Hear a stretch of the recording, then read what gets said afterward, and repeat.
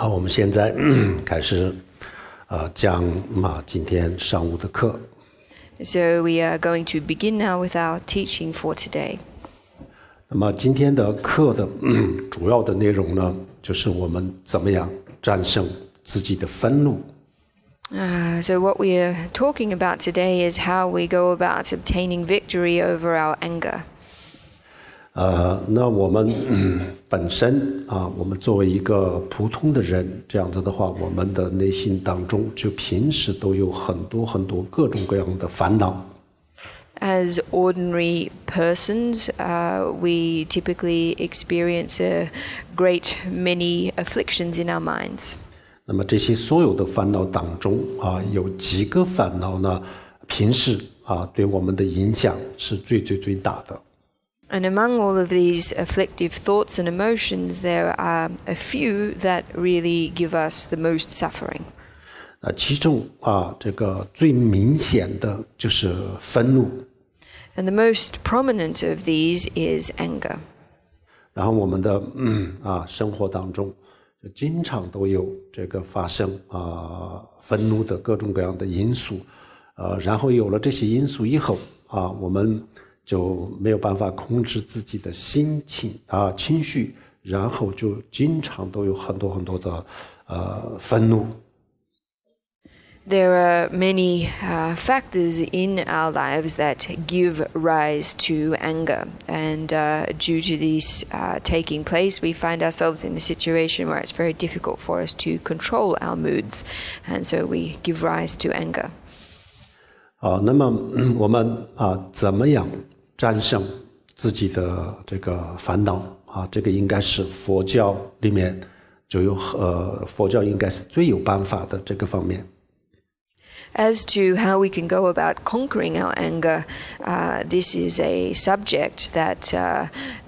or this is something that the Buddhist teachings have many methods for. 佛教虽然有很多的方法，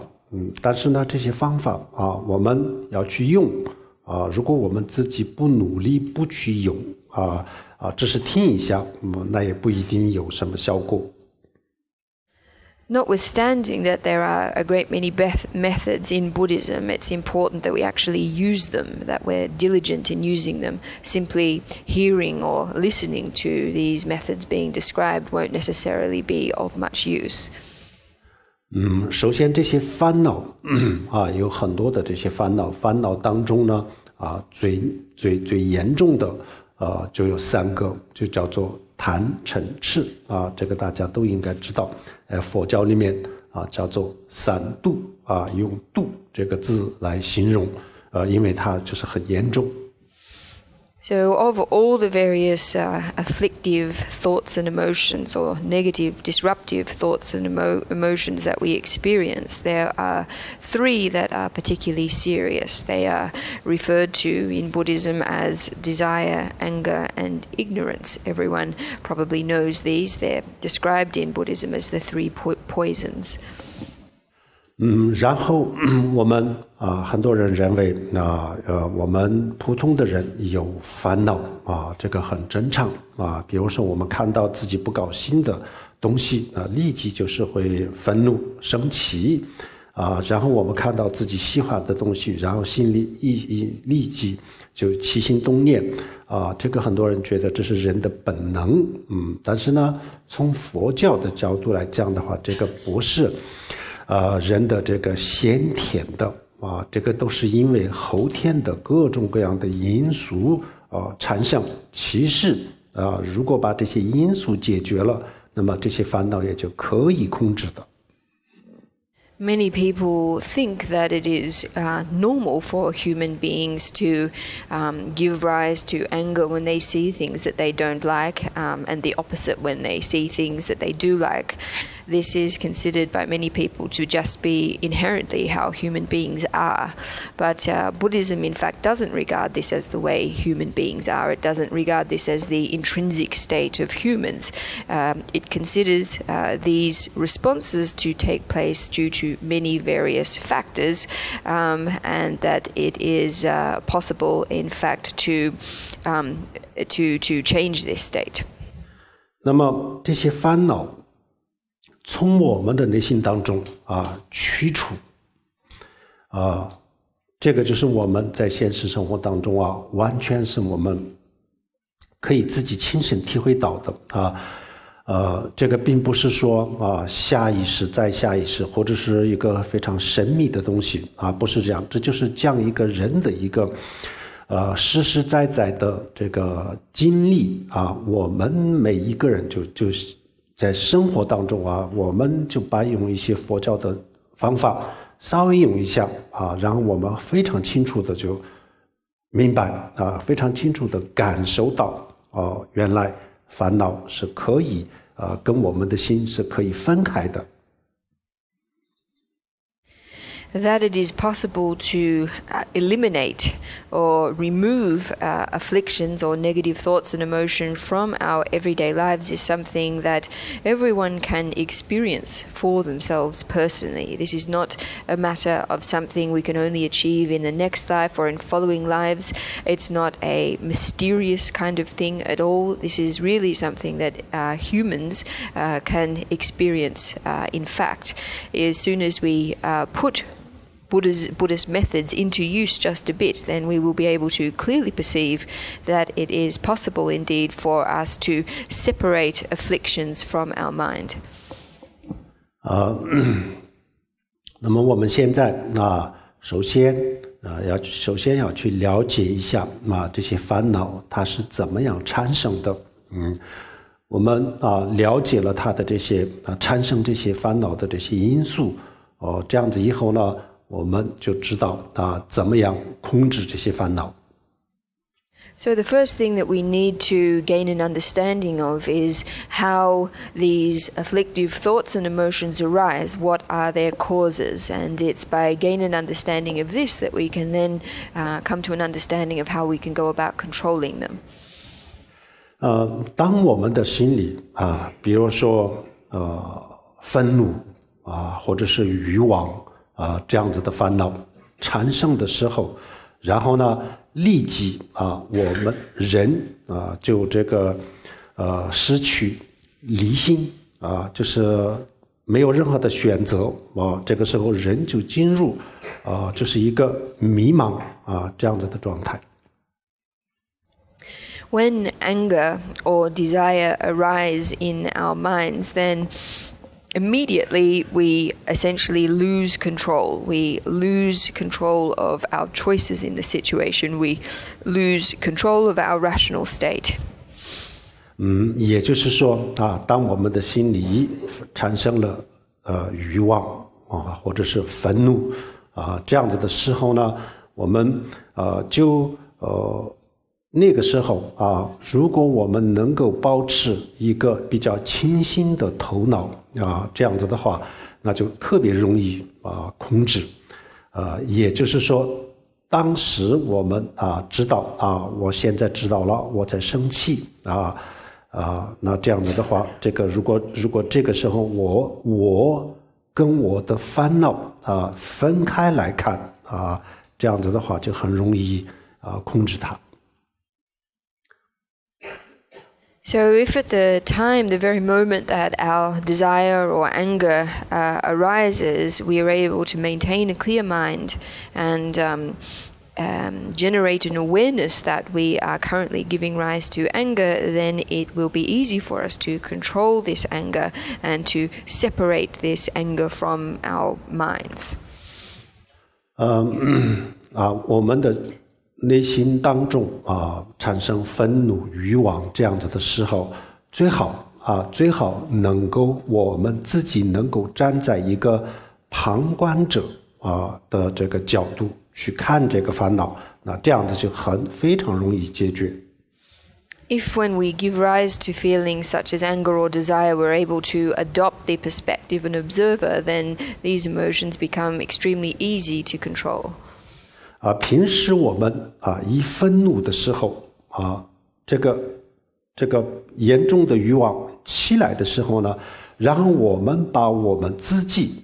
就是融入到这个烦恼当中，也就是说我们从这个愤怒的角度去思考去看别人，去看事情或者是把我们自己融到这个欲望当中就是从欲望当中再去看这个事情和世界这样子以后呢，我们就是立即就失去了所有的这些理性的思考。If when we give rise to anger or some kind of strong desire, we immediately view things from the perspective of anger, whether it be people or events or things, or in the case of strong desire, if we do the same, then we will find ourselves straight away losing our capacity for rational thought. 有些时候我们人就是很奇怪的我们明明知道如果用这种方法的话，我的这个愤怒是可以控制的，可以控制但是呢就不想控制我就要愤怒，我就要生气就要这样子发泄这样子心里就好受一些，很多时候都是这样子，所以呢我们平时要做一点点的训练。People are sometimes very strange. That is, they understand very well that it's possible to control one's anger using these methods. However, in the heat of the moment, they are just not able to. They find themselves not wanting to. That is, they just feel as if their anger is something that they need to express and let out, and this way they will feel better. So, in order to actually use these methods, it's necessary that we train ourselves in it beforehand. 首先我们也要了解一下这些烦恼，尤其是这个愤怒它的危害性。So the first thing that we need to turn our attention to is understanding the harm or the danger of afflictive emotions and anger in particular. 佛教为什么把愤怒叫做毒毒为什么用毒这个字来形容呢？这就是像电脑的病毒一样一进入它的程序，那么整个就乱套，不能正常的工作。然后人吸毒然后呢就毁掉了他的全部，也就不能正常生活同样的，我们的这个系统我们的精神内心的这个系统当中进入了病毒这个愤怒的这个病毒的时候，然后呢我们整个人都就变得不正常，然后就不能正常的工作，不能正常的生活不能正常的思考。所以吸毒电脑的病毒跟我们的这个散毒贪嗔痴都是一样的道理。Why is it that we refer to anger in Buddhism as a kind of poison? Well, the reason that we do this is because anger is much like a computer virus. As soon as it enters the system of a computer, then it results in chaos and the computer is not able to operate normally. It's the same too with drugs. Drugs, when they are excessively taken, destroy the capacity for people to live normal lives. And so it is too with anger in the system of our minds. The virus of anger makes it such that we are not able to live normally, think normally, and conduct ourselves normally. So whether it's drugs or a computer virus or the three afflictive poisons, they all follow the same principle. 然后电脑的程序里面就进入了这个病毒那这样子以后呢，他的工作就是乱七八糟的，他就进入了一个乱七八糟的这个状态根本就没有办法正常工作。然后第二比如说人吸毒，那吸毒的话，那么他的大脑也就进入了一个非常乱七八糟的这个状态，然后呢就出现各种各样的幻觉。同样的，我们的内心当中这个严重的欲望、愤怒这些一进入到我们的内心当中，然后我们的思维就是乱七八糟的进入一个乱七八糟的这个状态根本就没有办法正常的工作所以呢当我们的内心当中产生了这样子的烦恼的时候，就是最好就是不做任何的决定。So, as with a virus, when it infects a computer system, it leads the system to become messed up, chaotic, unable to function as normal. So too do when we take drugs. The drugs also result in a state of chaos in the brain, such that the person who takes them experiences all manner of hallucinations. And so too again is it with our minds. When we experience or give rise to strong feelings of desire or anger, then our thinking, our thoughts enter into a state of chaos, and we are no longer able to normally function. So when afflictions such as these arise, it is important that for the time being we don't make any decisions. 我们大家都知道电脑的程序进了这个病毒以后，它的工作它做出来的这些事情都是错的，都是不对，都是乱七八糟的。同样的，我们人的意识当中就进入了这个愤怒这样子的病毒的时候，然后我们说出来的话然后做出来的这个事情或者是我们所做的所有的决定基本上都是错的。Everyone knows that when a computer becomes infected by a virus, then all of its functions become mistaken. And so too it is with our human minds. When anger arises in our minds, then it is the case that all the things that we say and do, and indeed all of our decisions, become mistaken as well. 然后人吸毒了以后就产生各种各样的这些错觉，然后这些错觉都是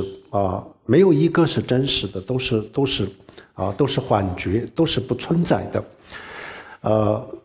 同样的，我们这个有人的内心当中产生了这些烦恼的时候然后我们所想象的这些事情都是错的，所以呢，这个时候的最佳的选择就像如菩萨行论当中讲的一样，最佳的选择就是保持沉默。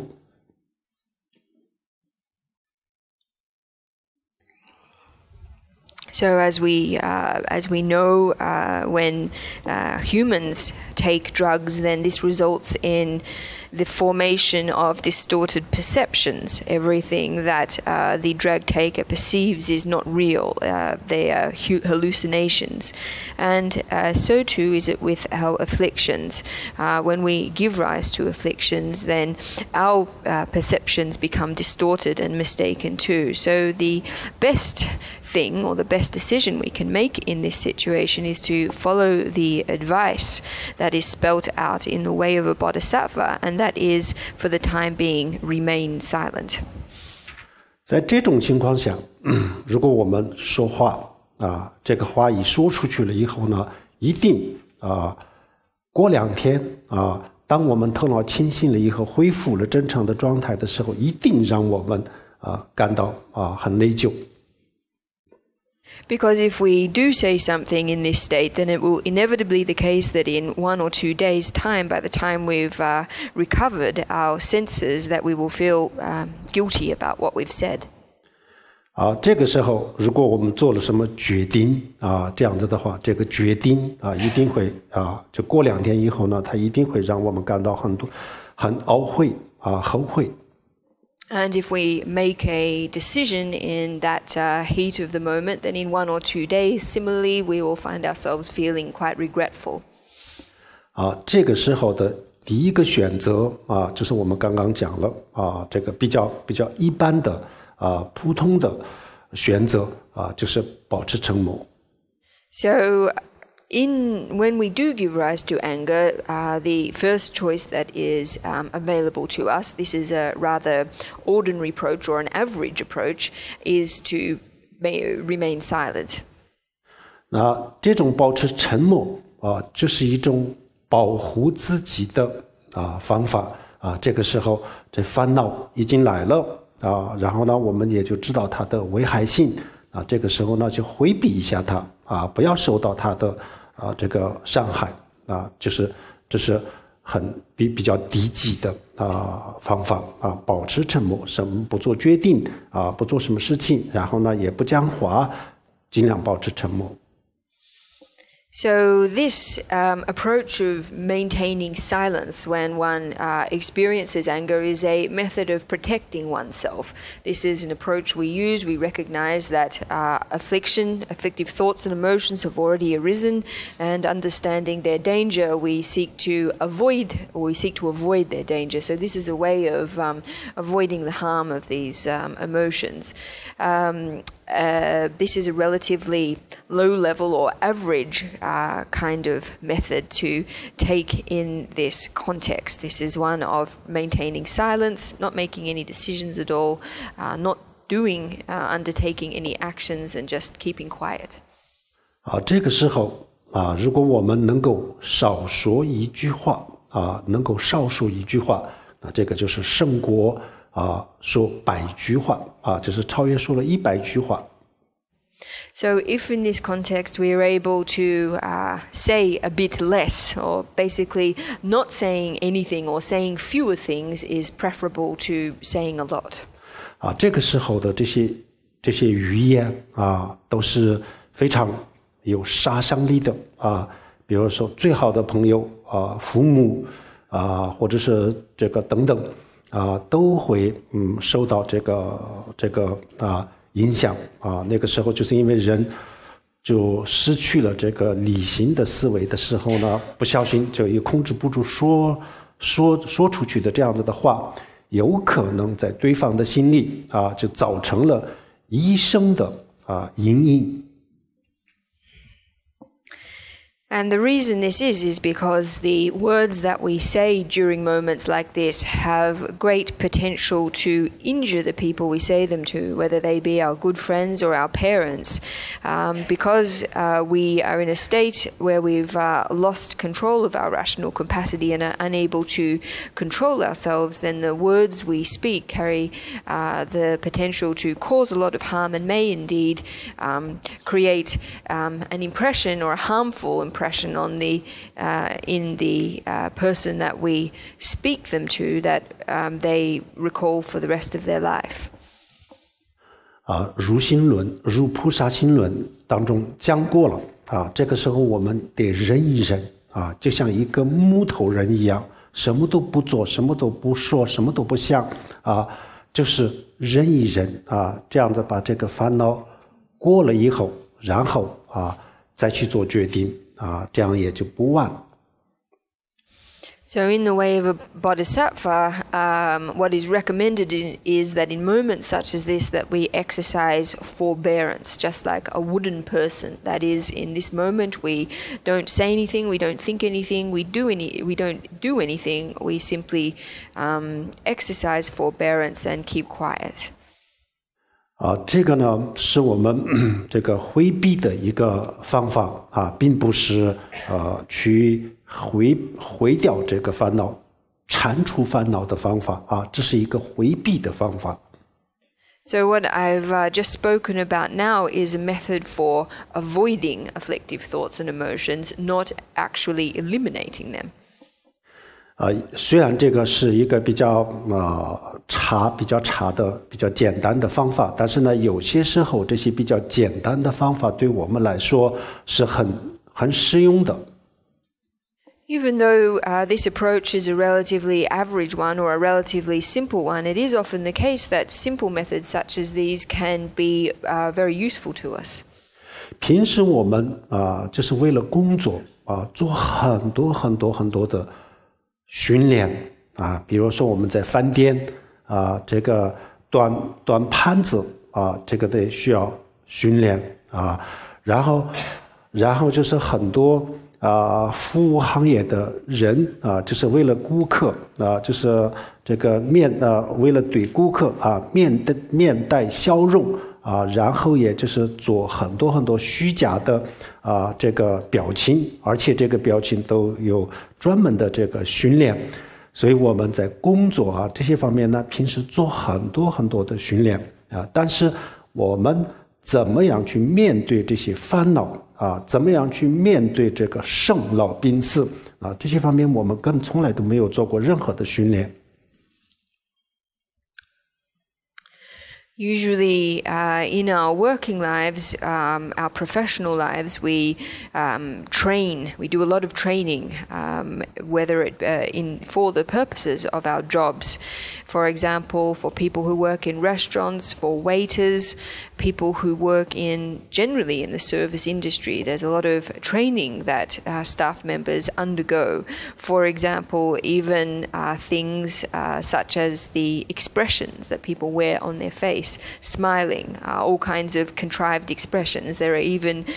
trainings for employees in terms of these things. So even though in our professional lives we do a great deal of training, we train ourselves in a lot of ways, in terms of our afflictions, in terms of the negative thoughts and emotions of our minds, this is typically not something in respect of which we do any training.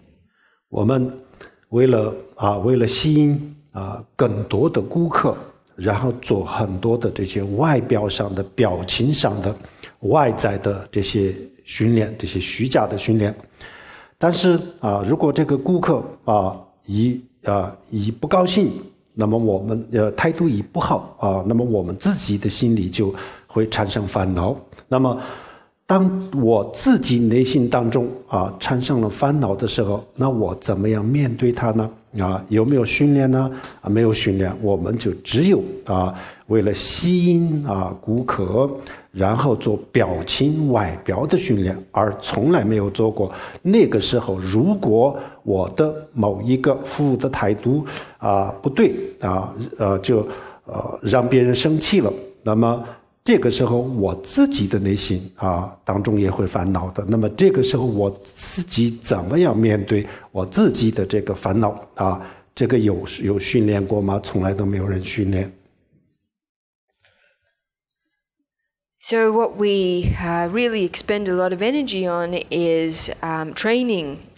ourselves in terms of bringing in more customers, attracting more guests. We spend a lot of time, or employees spend a lot of time on these kinds of outer or superficial trainings, training themselves in all kinds of contrived ways. However, what if the customers or the guests that we attract by these means get unhappy when this takes place? If they're not happy, then this gives rise to afflictive thoughts in our own mind. So what should we do at times such as times like this in order to manage these feelings? So even though we spend a lot of time on these external methods of training to attract customers, never do we really pay much attention or spend much time on how to go about managing the negative thoughts that arise in our own minds if, say, these customers feel angry or unsatisfied with our service. 这个时候我们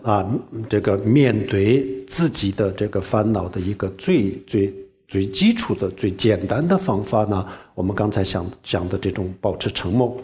那这个保持沉默，虽然说是简单的，但是这个要做起来也没有那么的容易。So the first method that we can employ in such a situation is just as we mentioned before, maintaining silence. Even though this is a relatively simple method, however, to actually put it into practice is quite difficult. 那我们很多人喜欢说我在生活当中修行。A lot of people like to say that they are practitioners in everyday life, or that everyday life is their practice. 这句话呢，很多时候就是一种借口就不像就实实在在的去修行所以就是很多人说我就不需要打坐了，不需要闭关我到生活当中去这个训练修行。But oftentimes this is an excuse for people who don't think it is necessary to do real practice, who don't think it's necessary to meditate or go on a retreat or such similar things. People, on the contrary, say that they practice in the context of their everyday lives. 虽然这句话很多人就当作一种借口，但是呢，这个生活当中确实也有方法工作当中、生活当中也有方法修行也可以修行。Even though a lot of people use this as an excuse not to practice, it is the case, though, that there are methods that we can put into place in our lives, in our working lives, and so on, to practice. 比如说，有人说我们的坏话，那这样子的时候呢，开始的时候我们在理论上知道这个时候就是要保持沉默，那这样子就可以解决这个问题至少也可以避免这个愤怒带来的一些负面的这个影响但是我们就是做不到。There are times when say people insult us.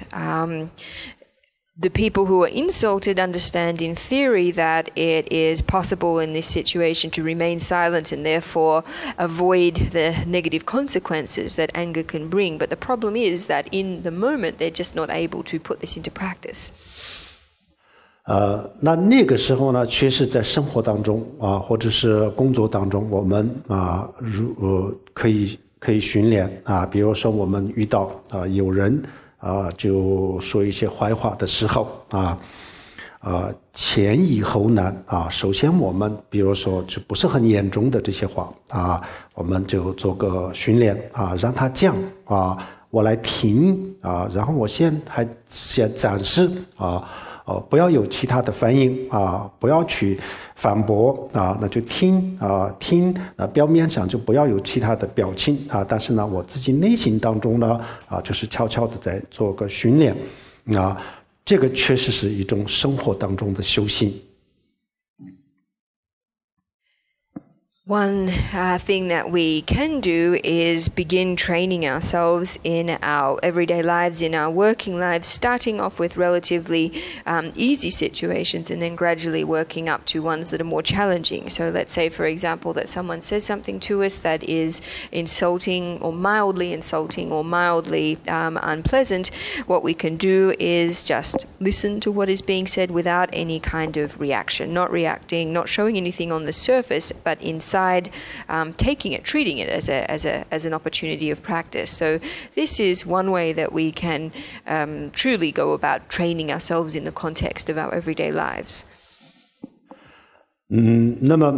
开始的时候呢对方给我们讲的这些话如果不是很尖锐的话那有可能我们可以始终保持一个笑眯眯的状态来听这个都有可能。At the very beginning, so long as the person who is criticizing us, their words are not too sharp, then it is possible that we will be able to maintain a smiling expression. 当然，如果对方的这个话稍微尖锐一点，真正指出了我的问题的时候呢，那就我们没有办法保持这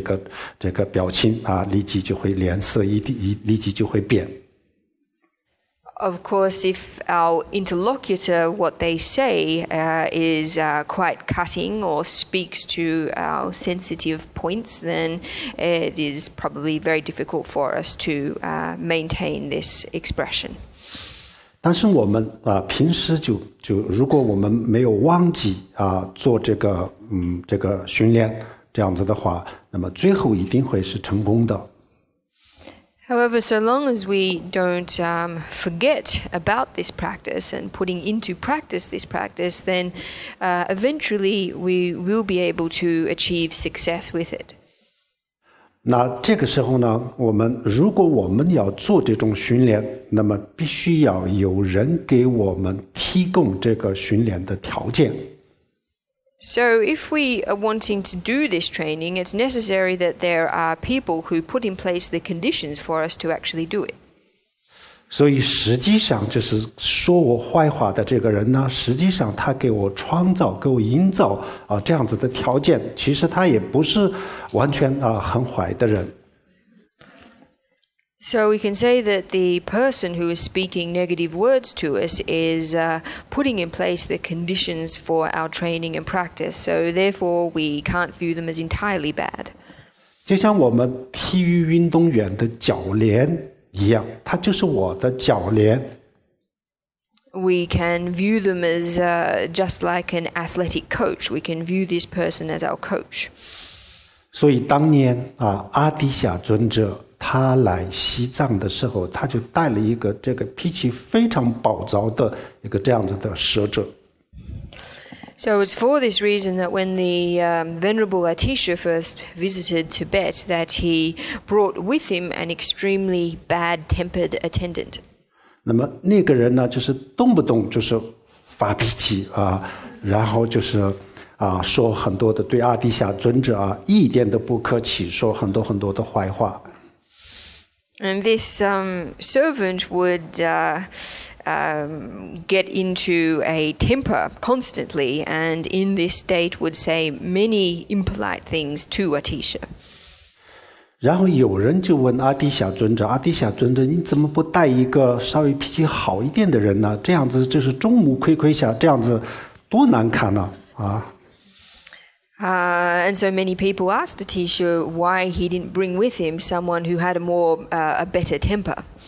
阿底峡尊者就是说，他对我的恩德是很大的，我很需要他因为我要这样子训练。And Atisha answered, well, actually, I've got quite a debt of gratitude to him. I need him because he helps with my training. 所以任何一个问题，就是我们要看我们从哪个角度去看这个问题任何一个问题都有很多很多的角度去可以看但是呢，我们的一贯的做法呢，就站在一个角度，就我们永远都不愿意换角度去思考。With any problem, there are multiple possible perspectives from which we can view it. The problem is that our habitual approach is to only take one perspective on a given problem. We're very reluctant to change a perspective. 那么这个世界上真的是没有一个绝对的好与坏。In fact, in this world, there is nothing that is absolutely good or absolutely bad. 只有思考问题的角度的不同。The only difference is the perspectives from which we think about or approach an issue. 所以就是一个乐观主义者和悲观主义者，他们同样面对一个事情的时候，然后结果完全是不一样的。It's for this reason that when an optimist and a pessimist approach the same issue or problem, that the results are completely different. 实际上，佛教没有教我们逃避这个世界逃避现实，它只是教我们换一个角度去思考。In actual fact, what Buddhism teaches us is not to avoid reality or shirk reality, but rather to change the perspective from which we approach it. 任何一个问题完全是可以换一个角度，换了一个角度去思考的话，这结果呢，完全是我们想不到的结果，这肯定是这样子。In regards to any problem, it is possible to change the perspectives from which we view it. And if we're able to do this, it will certainly be the case that the results are unthinkable. 所以佛教当中这还没有到达这个佛的境界的时候在这个之前的我们的所有的这个决定，或者是我们的所有的这个结论都是相对的，这个当中就没有一个绝对的，全都是相对到了佛的境界的时候实际上到了佛的境界的时候，这个时候没有任何的这个思维了凡是有思维，凡是有结论都是相对，没有一个绝对的。In Buddhism, until we achieve the state of Buddhahood, then all of the decisions we make, or rather the conclusions we draw about things, are relative in nature. There is nothing up until the point of Buddhahood that is absolute in its reality. Everything is relative. 所以我们世俗的人，我们经常都讲谁谁谁非常非常的聪明谁谁谁不聪明但是呢，我们认为是最聪明的这些人也就是遇到了这些人生的一些坎坷的时候呢，他们就走不出来，他不知道怎么样走出去那个时候呢，他平时是非常的聪明的，但是呢，这个问题就是他不懂得换这个角度去思考他就站在就是一个死板的就是教条的就是一个很陈旧的一个很老的一个这样子的角度去思考死板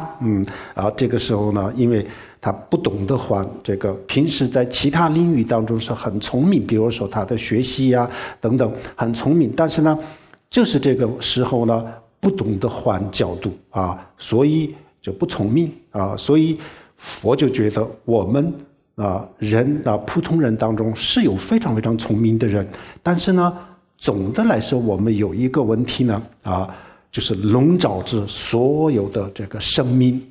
就像黑暗一样笼罩大地一样，那么这个就是污名污名就是愚昧无知。Most of the time, worldly people talk about who is clever and who is not clever and who the most smart people are and these kinds of things. But in actual fact, those people that people regard to be the most clever, often when they encounter difficulties in their lives, don't know how to extricate themselves from them or don't know how to manage them or proceed. And despite the fact that they are smart or clever in their usual worldly domain, whatever their particular concern is, when it comes to difficulties, they are relatively inept. And the reason for this is that they don't understand how to change the perspective from which they're approaching the problem. Rather, dogmatically or woodenly, they cling to an old perspective or a habitual perspective for approaching a problem. And therefore, despite the fact that they may be clever in other respects, they are not when they encounter such situations. So from a Buddhist perspective, Buddhism acknowledges that there are clever or smart beings in the world. However, Buddhism regards there to be a state, or yes, a state that encompasses or enshrouds all beings, and this is the state of ignorance. 我们的所有的价值观人生观、世界观，就是这些所有的这些观点都是相对的正确没有一个是绝对的正确。所以呢，我们很多时候可以从另外一个角度去思考另外一个角度去思考的话，那么我们一定会发现一些之前从来都没有想到的一些这个得出一些结论然后呢，这个结论又把它变成一种方法处理的方法那这样子以后呢，我们用这个方法解决烦恼，有可能是非常非常容易解决。Generally, all of our value system, our outlook on life, our worldview, etc., all of these things are relative in nature. They're relatively true or relatively correct. There is none among these things that is absolutely true or correct. So for this reason, it is possible for us to adopt different perspectives on all of these things, and it is entirely possible that by adopting different perspectives that we'll be able to discover things that we had previously not thought of. It's possible to take these new discoveries as a method for managing afflictions when they arise, and we might very well discover that using this approach makes it very easy for us to control afflictions. 佛陀就发现了这个秘密这个奥秘，然后呢，他就用平时大家都没有想到的一些方法来解决我们的很多的生活当中的烦恼。The Buddha discovered this mystery, you might say, and discovered methods or employed methods that people had previously not thought of in order to resolve and manage afflictions that arise in the course of life. 我们大家要知道，大乘佛教大乘佛教无论是仙宗、密宗它的核心，它的终点是什么？终点就是智慧。Everyone really needs to understand that Mahayana Buddhism, regardless of whether we are speaking of the Sutric tradition or the Tantric tradition, that the core of the Mahayana teachings is wisdom. 这个智慧当中的有一部分相当大的一部分，就是让我们学会不同的这个角度去思考这个问题，不同的角度去看这个世界这就是一种智慧。And in fact, a considerable element of this wisdom, or we might say a very large part of this wisdom of the Mahayana teachings, concerns being able to change perspectives, change the perspectives from which we approach various problems. And the ability to do this, to change perspectives or angles, is a form of wisdom. 不要说我们的观点连外面的这个世界，我们大家都看来是一个非常真实的世界，但外面的这个世界，它也不是一个绝对的真实。So let's not talk for the time being about our own opinions and views, even the external world. This is something that we believe to be very real, very existent, but in actual fact, the external world is also not absolutely real or existent. 我们平时我们的想法是什么？我们认为客观存在的东西是很真实的人的主观的意识形态那就是跟个人的想法有关系，所以就不一定是很真实。平时我们的想法是这样子。The way that we usually approach this is to think that objective things are really existent, but subjective matters, because they concern the thoughts of individual persons, are not so truly existent. This is the way that we usually think about things. 这种想法也是相对的相比之下可以这么讲客观存在的是比较不容易变化。比如说这栋楼我们任何时候来看就是长这样子所以相对来说呢，外面的客观存在的就是比较真实的，然后我们的主观的意识的这些这个想法随时都有变化相对来说是比较不稳定的在相比之下可以这么讲。In a relative sense, we can say that this is true, or rather that this way of viewing things is relatively true. For example, objectively existent things, it's true that they do not give rise so easily to change. This building, for example, whenever we look at it, it still remains it remains as it is. It still looks like it does. So we can say that, relatively speaking, objective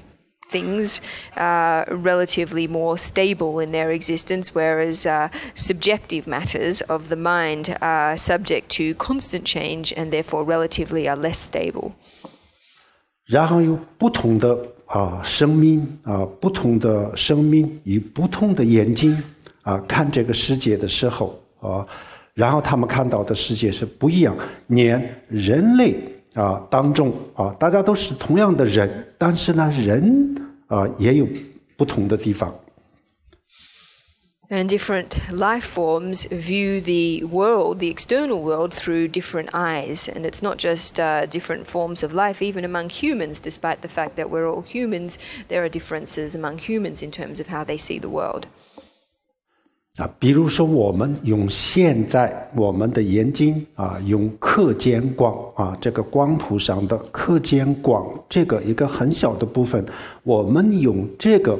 光来看这个世界，我们的肉眼是用这个光来看这个世界，那么用这个光来看这个世界的时候就是这样子，像我们现在看到的一样。但是如果我们的眼睛就是用另外一种光来看这个世界的话，那么这个世界根本就不是这样子。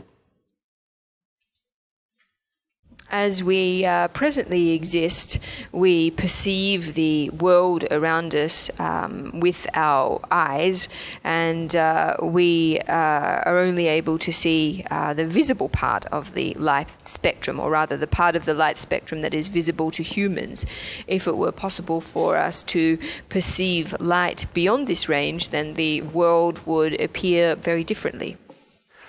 比较接近红外线的光看这个世界的话，那么我们今天所有的人，黄种人，然后白种人，所有人的皮肤都是一样，都是黑色的。If we could see ultraviolet light, then everything would everyone, regardless of whether people's skin is white or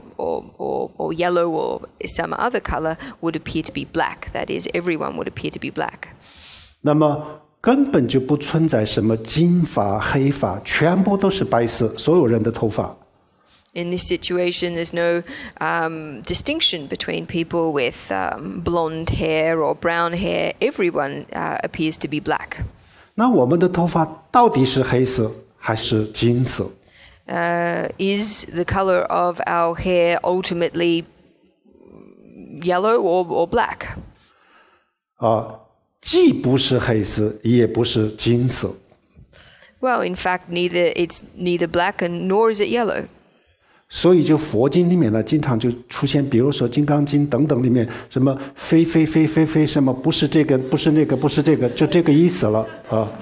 然后有很多人都问，佛经里面为什么有这么多的非呢？就是非什么非这个非那个，全部被否定，什么意思呢？就是说非黑色非金色就是这样子。So it's for this reason that in many Buddhist sutras, such as the Diamond Sutra, there's a lot of negations. There's a lot of no this, no that. Many people ask why this is, why there are so many negations in these sutras, and it's exactly for this reason that the hair is not black, neither is it yellow, and so forth. 实际上就是我们比如说这束花的颜色是什么样子，就是不是这束花来决定是我们的眼睛来决定。Ultimately, the color of this flower is not something that's determined by the flower, it's determined by our eyes. 如果有一天通过我们的禅定的力量或者是有一种高科技的这个科学技术让我们的眼睛能够接受这个接近红外线的这样子的光来看这个世界那么这个世界就根本就不是我们现在看到的这样子的世界，这是事实。If one day through the cultivation of advanced meditative experience or otherwise through reliance on some kind of advanced technology, we were able to see the infrared light spectrum, then the world would appear very differently than the way it currently does. This is a fact. 然后我们一般的人的眼睛的这个感光感受这个光的这个功能一般都是大概是3个有些昆虫有7个8个10个的，然后呢有3个不同的颜色组合了以后呢，然后就变成各种各样的这个颜色。一般我们人类就是3种这个感光用这个来看这个世界看了以后就是我们想看到的现在看到的这样子。So most people, in terms of the colors that their eye senses are able to perceive, are made up of three basic colors, and it's through perceiving these three different kinds of colors or light that they are able to see everything. Some insects have or perceive the world through 7 or 8 different colors, but for most people it's 3. 但是在这个里面男性和女性有一点不一样，有女性当中有10%10%左右，就少数10%左右的女性，就是有4种感官这个不是我说的科学家说的4种这种感官。所以呢，你们有些人对这个颜色是特别敏感的男生就没有这么敏感了，光这个颜色。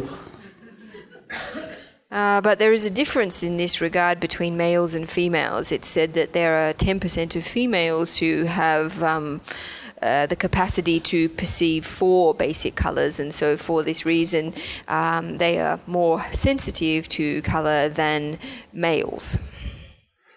因为这个10%左右的女生就对这个光对这个颜色非常的敏感所以在这个颜色的这个选择这个方面是非常非常挑剔。Due to the sensitivity to color among this 10% of females, they are very fussy in terms of their choice of colors. 好，这个道理佛教一直都在讲2500多年前就在讲，而且这个道理讲得更深更透彻。So this underlying principle is something that Buddhism taught on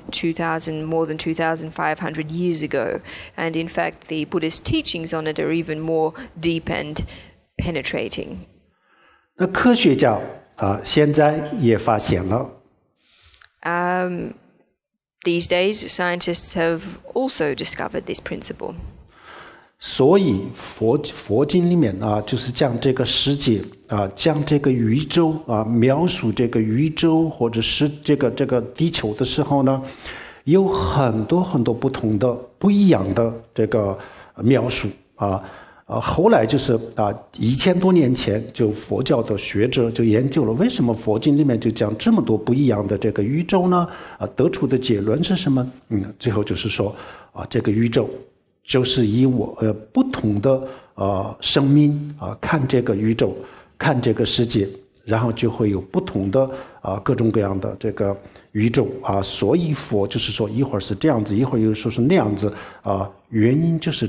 这样子。这个我们对宇宙对世界的这种执着为了打破这个执着就是这样子。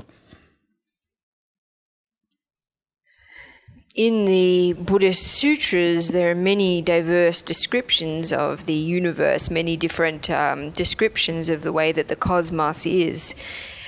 Due to this fact, approximately 1,000 years ago,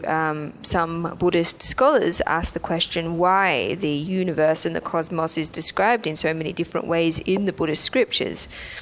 And the conclusion that they came to was that the reason was that the universe is perceived differently by different life forms. And therefore, in order to break through the attachment that people have to a particular view or understanding of the cosmos, the scriptures describe them in all manner of ways. 佛教的它的终极的目标就是打破这些我们所有人的这些死板的教条的这些思维这些观点，打破这些所有这样子的观点。The ultimate purpose of religion is to break down all of the dogmatic and rigid concepts that people have. 然后把这些死板的陈旧的，然后就是教条的这样子的所有的这些执着，所有的这个观念打破了以后，然后再从中就获得一个充分的自由这叫做解脱啊，这就是佛教的终极目标。So by breaking down all of the various rigid, obsolete, and dogmatic attachments and concepts that we cling to, the ultimate goal of Buddhism is that we are able to attain complete freedom, which is referred to in Buddhism as liberation. This is the ultimate goal of Buddhism. 现在我们就回到这个我们的主体的这个话题。那么，让我们升起愤怒的这样子的种种事情，也是一样可以从不同的角度去思考。如果从不同的角度去思考的话，它也许不是我们所想象的那么糟糕。So to return to the focus of our teaching today, we can say that in terms of the various things that cause us to give rise to anger, it is possible to view them too from different perspectives, and in doing so, we might discover that things are not as bad as we think. 平时我们很多人就说我不喜欢死板的这个教条的这些观念。其实我们自己的很多观念是非常死板、非常顽固非常教条性的。这个教条不是宗教，但是我们自己做出创造的教条性的这个观念。A lot of people say that they don't like rigid and dogmatic concepts, but actually many of our own concepts are very rigid, very stubborn, very dogmatic. These are not ones that are created by religion, but rather ones that we create ourselves. 首先我们通过这个佛教的这个智慧里面呢，我们就是要去吸收一些智慧，就是至少任何一个价值观。包括我们刚才讲的看起来是非常真实的外面的世界都可以从不同的角度去看，完全就会变完全就会有我们这个意外的或者是我们从来没有想到的这样子的变化所以平时让我们特别愤怒的这样子的事情，如果我们懂得换一个角度去看的话，可能也许不是让我们产生愤怒的这个因素。And so we need to first take in some of this Buddhist wisdom and come to understand that any particular value or notion that we might have, even though it seems to be very real, it seems to be very true, that it is entirely possible to adopt a different perspective on it. And if we are able to do so, then we will discover that changes come about of a nature that we've never thought about before. With regards to anger, if we are able to take a different perspective on the causes that are giving rise to our anger, then we might discover that in actual fact, this situation is not so anger-inducing after all. 好，那我再重复一遍佛教它并不是让我们放弃这些世俗的所有的东西，而是让我们从不同的角度去看这个世俗的所有东西就是不要教条性的不要死板的不要陈旧，就是人类有史以来所有的就是所有的这个人，所有的普通人就这么去思考，从来都是这样子我们的生死问题生老病死的问题，以及我们生活当中的各种各样的面对的方法，就这么一个方法大家就用这个方法去面对没有去考虑其他的这个角度那么佛就是说，那这样子去思考这样子去面对。那么过去的人面临了什么，面对什么，我们现在要面对的就是这个解脱不了生老病死，解决不了这些烦恼。所以我们现在并不是要这个逃避这没办法，但是呢，我们用另外一个方法去思考一下试一试，也许会成功简单的说，整个的学佛的过程方法都是一个这样子的过程。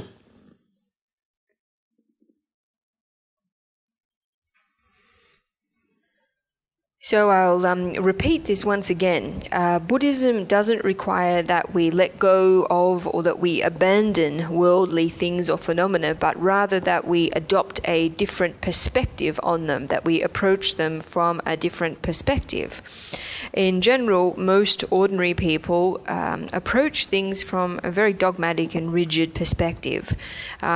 with regards to the sufferings of cyclic existence and afflictions that arise in everyday life. Most people are accustomed to only approaching or dealing with them from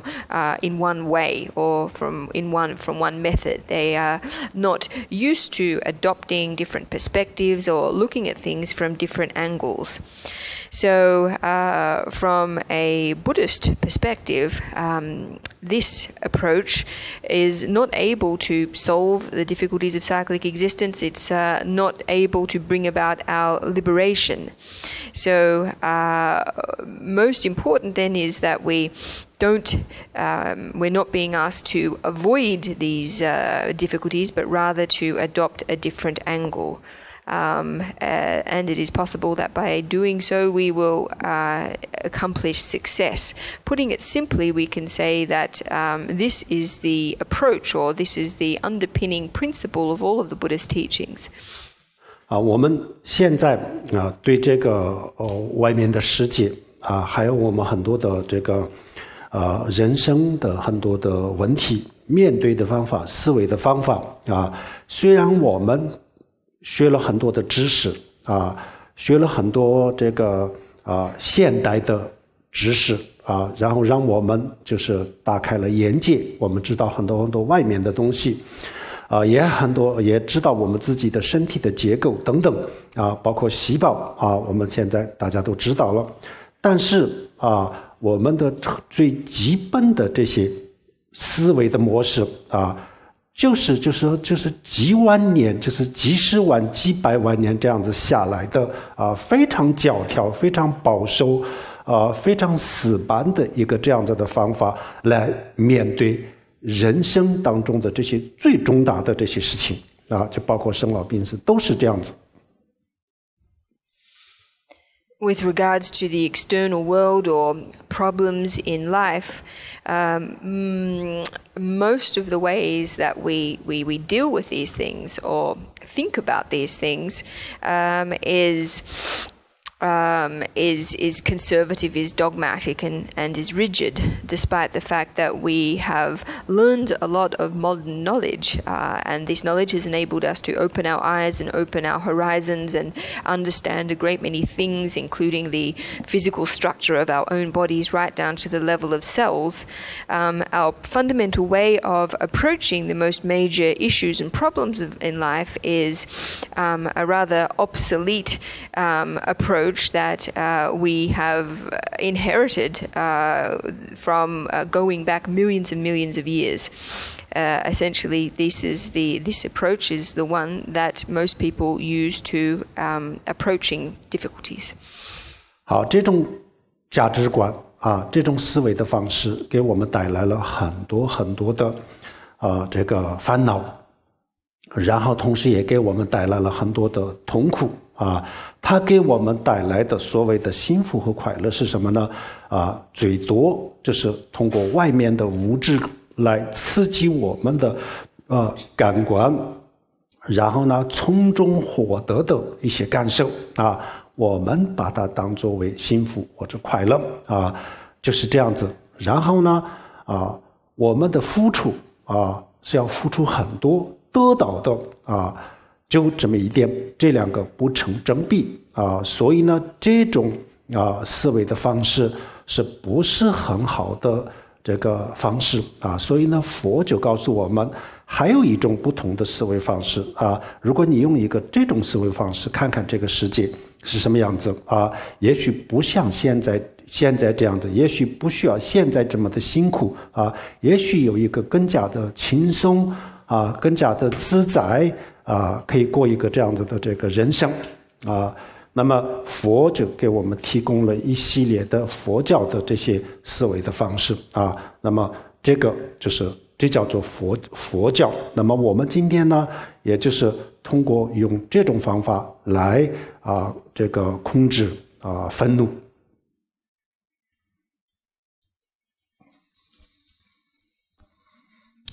In this way of approaching things or thinking about reality is one, however, that brings about a lot of affliction and brings about a lot of suffering. What we tend to regard as happiness is really only derived from the stimulation of our sensory faculties through various kinds of external material things, and this we take to be happiness. To live in this way and to approach things in this way requires us to expend a lot of energy, but actually we get back very little in return. So what we expend and then what we get back is entirely out of proportion. So this way of thinking, this way of approaching life is really not the best way. What the Buddhist teachings suggest is that there is a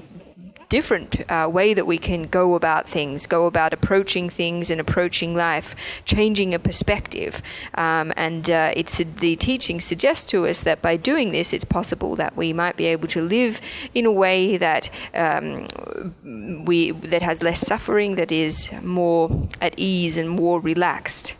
So what the Buddhist teachings provide us is a series of approaches for changing our thinking or perspective in this way. This is essentially what Buddhism is. And today we're going to be talking about using some of these methods to control our anger. 今天我们上午讲的这个是如果我们懂得换一个不同的角度去思考的话，我们可以得出新的结论，这个新的结论可以有新的不一样的给我们营造不一样的这个观点或者是这个想法那这是一个理论我们上午讲的是一个理论，然后呢下午呢我们再讲一些具体的稍微比较具体一点的方法和比较实用的一些方法然后呢下午呢还有一个半个小时左右的这个问答的这个时间大家有什么问题的话也就可以问。那么上午呢现在这个时间的关系，我们上午就讲到这里。So what we have addressed this morning is what the main takeaway from our morning teaching has been, that if we understand how to adopt a different perspective on something, then we can derive new conclusions, and that these new conclusions can supply us with different viewpoints and different ways of thinking. So what we've talked about this morning has essentially been a theory or the principle that underpins this. We're going to continue with this teaching in the afternoon, and in the afternoon we're going to be talking more about how we can practically go about implementing this approach. So in the afternoon there will be half an hour for questions and answers, but this morning we have come to the end of the teaching. 好，我们今天最后就是大家做一个回向那回向的意思是什么呢？比如说我们今天大家听经闻法大家可以看这个妙法莲华经妙法莲华经当中就讲这个听经闻法的功德是不可思议的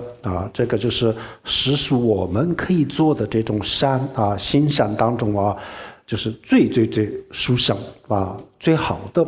就是听经闻法这个功德。平时我们把这个上听课呢就当做一个学习很多人还不知道这个就是很伟大的这个行善。实际上这个不仅仅是一个学习，而且也是一个这个非常好的这个行善。这个善根远远超过了平时我们的磕头烧香拜佛还有念经这些的这个功德。So we're going to end with a dedication of merit. In the Lotus Sutra, it is said that listening to a teaching, hearing a teaching, is an act of great merit, an act of immense virtue. In fact, among all of the various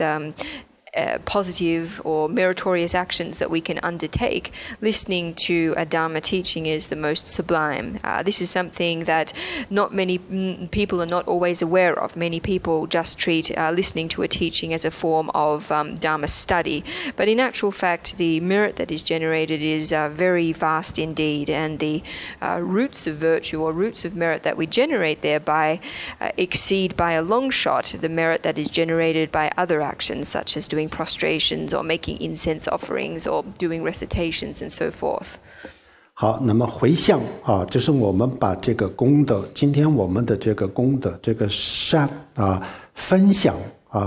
给天下所有的众生啊，这叫做回向啊，分享给天下所有众生。然后呢，我们再发愿啊，就是我们啊，就发自内心的希望，以我们的这个功德，以我们的善根啊，能让天下所有的生命，天下所有的众生啊，能够健康、快乐、幸福，然后就很快就能够解脱啊，能够了脱生死啊。我们发这样许这样子的愿啊，做回向啊，那这叫做回向。Sunam doi damja zuba nya tone ni be jana banche jiga nanji walong zeba zhibin zulin zhuwa zhuwa shu Om ahong ban zeng ge zhe ma ma se de hong Om